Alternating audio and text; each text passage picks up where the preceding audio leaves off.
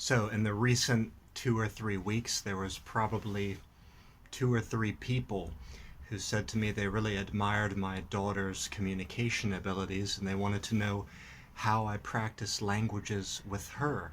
And that really made me feel proud and inspired me to make this video today where I want to share with you a little bit about our nightly routine, especially what I do with my daughter Elisa, who is about 4 years old.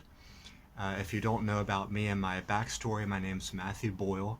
I'm an American, but I moved to China in 2011, and I've been in this country since 2011, and now I have a wife and 2 children.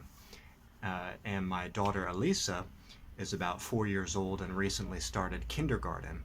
So up until this point, we had a nice blend of English and Mandarin going on at home and in her daily life. But once she started kindergarten, it was Chinese only. And for the next year or two, it's going to be Chinese only. They don't teach English there. So there was much more of an imperative that I make sure to practice English with her. And so I try to do that a little bit every evening. And generally, I'm good with kids. I'm good at making things fun. I really like to make learning fun, and I like to use games. You guys know that from my work on this channel. Um, but today I want to tell you a little bit about everything that I do in the evenings with my daughter. So these are my best tips for how to learn languages with children, and really how to learn anything with children at all. And I hope you can incorporate this into a routine of your own. So the first tip is to make sure that what you're doing is fun and enjoyable for the children, because you want to make sure above all that you inculcate them with a sense of loving to learn and feeling that they can be good learners. So it basically has to be fun. If it's not fun, if it's not enjoyable, you're doing something wrong, and you need to make some adjustments. It should be enjoyable for you and for them so that you can keep up with it over time. The second thing is you want to remember their ability level and make sure you're doing, the type of practice or training that you're doing with them is suitable for their ability level so that they're not feeling too frustrated over and over again. Because again, you want them to enjoy the process and to be able to keep up with it. You want them to feel that they're succeeding and that they feel they can do it. They feel that they're smart and that you're proud of them. You and they don't want to be encountering those feelings of frustration too much. If so, you need to make some adjustments. Make sure you're working, just beyond what they can currently do very easily by themselves. Keep in mind how much cognitive strain is already upon them throughout the day. Like if your children are already in school, well then they're being cognitively taxed all day long. So when it gets to be the evening, they're going to have less cognitive bandwidth to do further learning and further training. You got to approach things in a little more of a relaxing and fun way if you still want the evenings to be valuable for their learning. It can't just be another hour or two of like academic work. The burden is just too great. They're coming to the end of the day and they need to relax a bit more. Okay, so those are the first two things. The next thing would be to try to be as consistent as possible as you can with them. Okay, if you can be consistent, if you do a small amount consistently every single day, that's going to add up. So don't be one of those types of people who thinks, oh, I feel bad that I didn't do anything all week with them, so this weekend I'm really going to make up for it and I'm going to drive them hard and we're going to do 1, 2, 3 hours of study to make up for all that we didn't do. That's just not going to work. They're going to feel unhappy. They're going to be feeling burned out. It's much better you do 10 minutes a night with them of whatever it is and build up from there.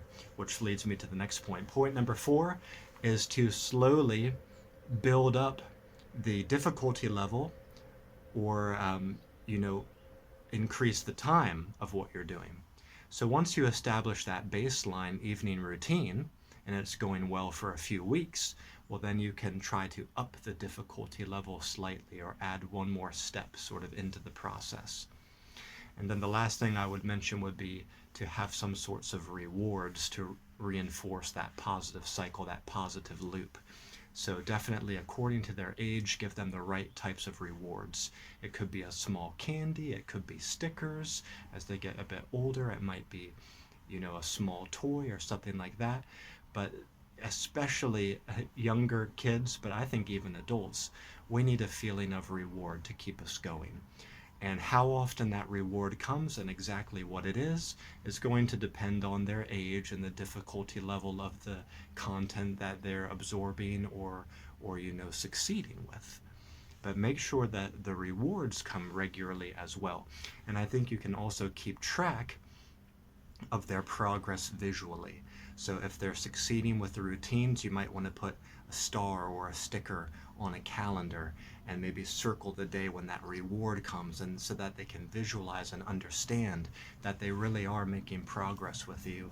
And you might want to have a day to celebrate all the progress they've made. Maybe once a month you make a party of it or something. But these are the tips that I would do. And to describe, those are the general tips that I think you could apply to just about anything. Specifically, what I do with my daughter for language learning, though, is something like this. We have dinner, she has a shower, and then we practice just a little bit of handwriting. I want her to practice writing English letters. That's something that they're not doing in school. It literally takes about 2 or 3 minutes. She traces some letters that I've sort of drafted out on the table with dots. We just use like dry erase markers on a table. So that makes it more fun to be able to draw on the table, right? But you could also print some handwriting papers in advance. So I do a little bit of handwriting practice. I teach her how to hold the pen and write the letters. After that, we do a few flashcards because I'm trying to teach her how to read words without needing pictures. So we'll typically do about 6 to 10 words, really no more than 10. And then we watch some English cartoons, and that lets me sort of clean up the house or grab my shower. I put on her favorite English cartoon. That's kind of like it's a part of the learning, but it's also a reward. And then after that, we read English books together. After that, if it's still early, she's not really tired, she can play by herself or look at her books by herself, or maybe we play together. And then the last thing before bed is we go to audiobooks, and she can listen to English content as she goes to sleep. So that's how it is. Handwriting, words, cartoons, books, audiobooks, something like that. And your routines can be modular as well, so that you can be flexible. Sometimes the life of a parent in the evening can be crazy. I mean, I have my little boy who's 10 months. So it helps to know those modular segments and be able to flip-flop them around a little bit. Now, ideally, you don't change things up so much because that can discombobulate the child. It becomes less efficient. But sometimes you might need to rotate them around a little bit and just say to the child, hey, let's do this first tonight because this and this is happening, and we better just flip these around and we'll do this thing next, okay? And that can really help you to get the things done. Even though the environment that's swirling around you is changing a little bit, you can pivot, adapt, and still get those steps done. Okay, I hope this helps, and I'll put a summary of the information in the comments down below. Thank you so much for tuning in, and I wish you the best of luck as you continue learning languages and whatever else you're learning with your little ones and your students. Okay, bye-bye for now. I'll see you in the next video.